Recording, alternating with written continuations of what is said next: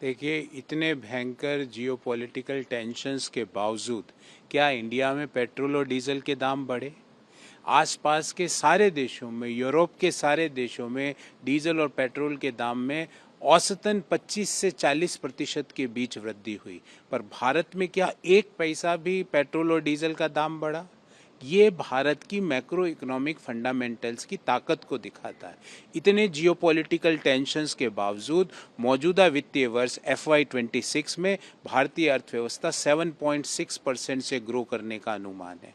इतने geopolitical tensions के बावजूद भारत में इन्फ्लेशन रिजर्व बैंक की जो तय सीमा है 4% उससे कम रह रहा है। इतने टेंशन्स के बावजूद जो हमारे विदेशी मुद्रा के भंडार है, फॉरेन एक्सचेंज रिजर्व्स हैं, वो ऑल टाइम हाई पर है। इतने टेंशन्स के बावजूद हमारे फिस्कल डेफिसिट के जो टारगेट्स है वो हमने अचीव किए हैं। तो India is on a very strong fundamental position. हमारे मैक्रो इकोनॉमिक फंडामेंटल्स बहुत स्ट्रॉन्ग है। इस कारण से कोई भी जियोपॉलिटिकल टेंशन्स हमको इम्पैक्ट नहीं कर पा रहे हैं, दुनिया के दूसरे देशों को कर पा रहे हैं। और आज भी भारत दुनिया की सबसे तेजी से बढ़ती हुई बड़ी अर्थव्यवस्था बनी हुई है। आज भी भारत बड़ी अर्थव्यवस्थाओं में सबसे कम महंगाई दर पर खड़ी हुई है।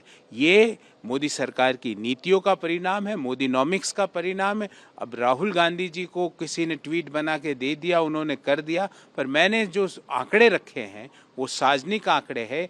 यूनाइटेड नेशंस से लेकर वर्ल्ड बैंक तक इन आंकड़ों को मान्यता देता है और भारत को सबसे तेजी से बढ़ती हुई अर्थव्यवस्था मानता है। ये भारत के लोगों की और भारत के सरकार की नीतियों की ताकत है। सर, इजराइल वर्सेस ईरान जो भी कॉन्फ्लिक्ट चल रहा है उसके देश हमारा स्टेबल है, चाहे दुनिया में कितना भी बड़ा। देखिए, हम बिल्कुल स्टेबल हैं। हमारे जो मैक्रो इकोनॉमिक फंडामेंटल्स है वो स्ट्रांग है। और डिप्लोमेटिकली आप देखिए, दुनिया का कौन से देश का जहाज स्ट्रेट ऑफ हर्मुज से निकला है? ओनली जिन जहाज़ों पर भारत का तिरंगा लगा हुआ है वो जहाज स्ट्रेट ऑफ हर्मुज से निकल रहे हैं। ईरान के विदेश मंत्री भी भारत से बात करते हैं और इजराइल के प्रधानमंत्री भी भारत से बात करते हैं। भारत के प्रधानमंत्री पूरे गल्फ रीजन के राष्ट्रीय अध्यक्षों के लगातार संपर्क में। तो डिप्लोमेटिकली हो, इकोनॉमिकली हो, सोशली हो, पॉलिटिकली हो, सारों पे हम बहुत स्ट्रांग फंडामेंटल पर खड़े हुए हैं। पर कुछ लोगों को एक चश्मा पहना हुआ है, उनको उस चश्मे में दुनिया की सबसे तेजी से बढ़ती हुई अर्थव्यवस्था अगर डेड इकोनॉमी दिखती है तो उनका जवाब तो ईश्वर भी नहीं दे सकते। तो हम डिप्लोमेटिकली से लेकर सोशली तक और इकोनॉमिकली से लेकर पॉलिटिकल तक हम स्टेबल है, हम ताकतवर हैं, हमारे फंडामेंटल्स बहुत स्ट्रांग है। और यही कारण है कि इतने जियोपॉलिटिकल टेंशन्स होने के बावजूद भारत के ऊपर इसका कोई सिग्निफिकेंट असर अभी तक नहीं आया है।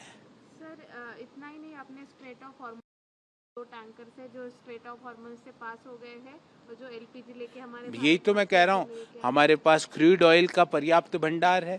2 महीने से ज़्यादा का क्रूड ऑयल का भंडार देश में पड़ा हुआ है। LPG की कहीं पे कोई किल्लत नहीं है।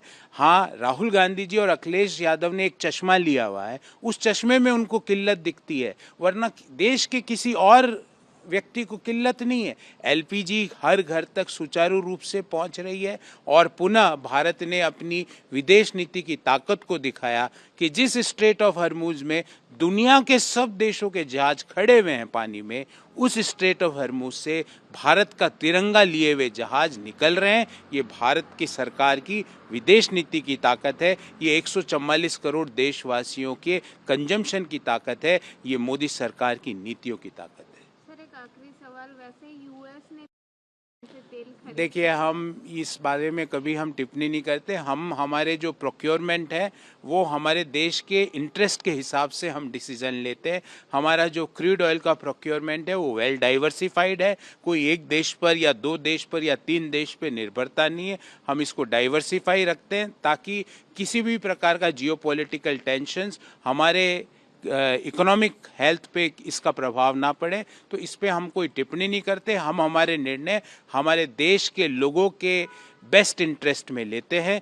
कोई किसी व्यक्ति के कहने या नहीं कहने से हमारे निर्णयों पर कोई प्रभाव नहीं पड़ता। VK न्यूज, राष्ट्र के नाम।